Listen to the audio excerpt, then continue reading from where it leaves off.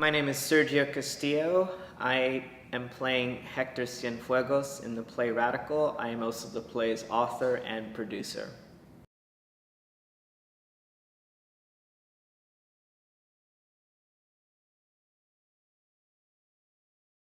The role of the theater artist, I think, is to convey truth and to use the theater as a political platform. I think art is always at its best during times of great social unrest.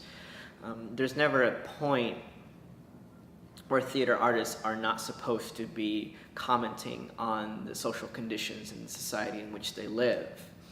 Art is kind of the soul or the window into a society, which is why we still study the Greeks and the Romans and literature from the Mayans and ancient empires, is because people essentially have not changed.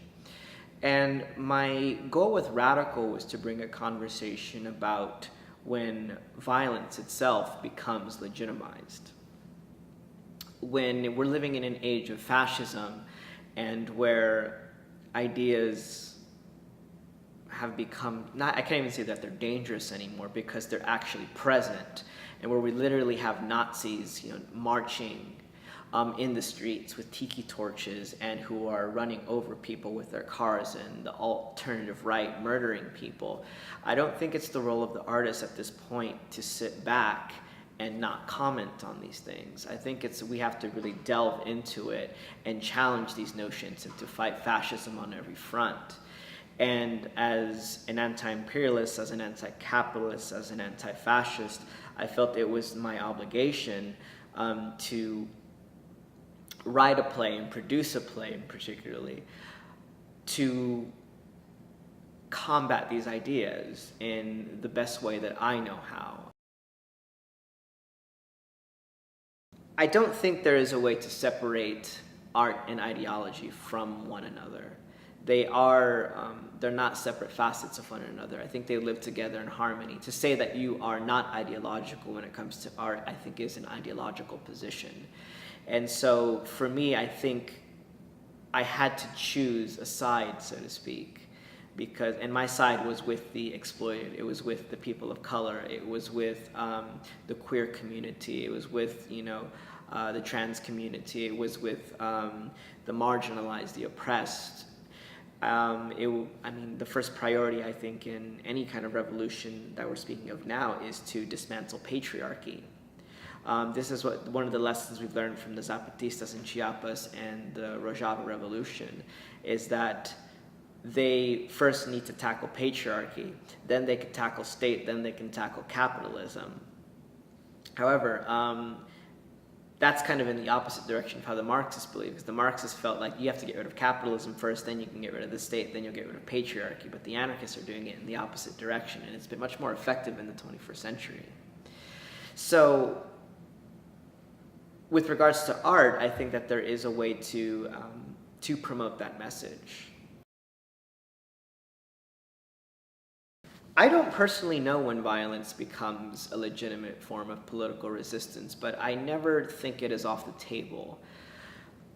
I think that it is actually an immoral stance to say that violence is never an option. I actually do believe that is an immoral issue.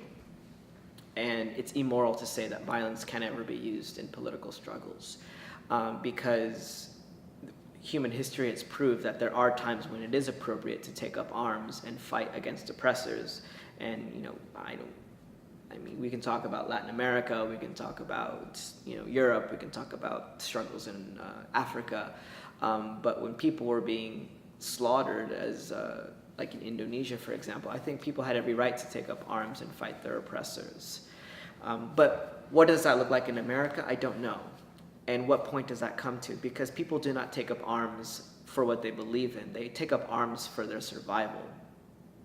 Like, for example, if we take the Black Panther Party for Self-Defense, as founded by Huey Newton and Bobby Seale, they didn't take up arms because they, believed in what they were doing. They were doing it for their survival. They took up arms in the name of racial liberation and class warfare because it was that or death. And so, for me, I think we Americans are not at that point yet. But in an age of fascism, where I think fascism is not an issue. There's no debate on that issue. There's no, we're taking a political stance here against fascism and that we're going to debate people like Richard Spencer or Milo Yiannopoulos. There's no debating that. There's no debating, Proud Boys. This is a fight. This is not a debate. And so when we take up that position, there's no real way, I think, to stand on the sidelines.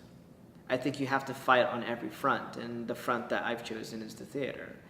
And as long as artists have been alive, artists have always been a threat to the powers that be. And the alternative right and neo-Nazis and the Klan who have traded in their hoods for, suits and cool haircuts, they see themselves in the White House. They see themselves represented by the president. And so they've been legitimized. And so I think resistance to these kind of people has to be met with the utmost brutality.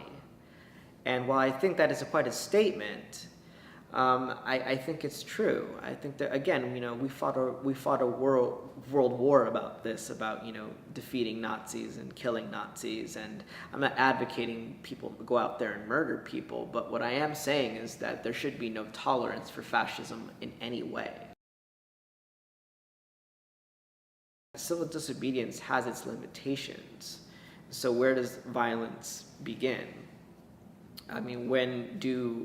For example, but things like this can become cyclical in a very unhealthy way. The IRA, for example, if we're talking about some sort of revolutionary group, has been fighting British colonialism for over 800 years. So, there could be no end in sight to this. And in an age where the atom bomb and nuclear weapons are, really at the hands of a megalomaniacal, narcissistic sociopath, when he has his hands on the nuclear codes, we have to be very careful about how we go about pursuing social and economic and political justice. But I don't think taking the Armalite off the wall is the best thing for people to do.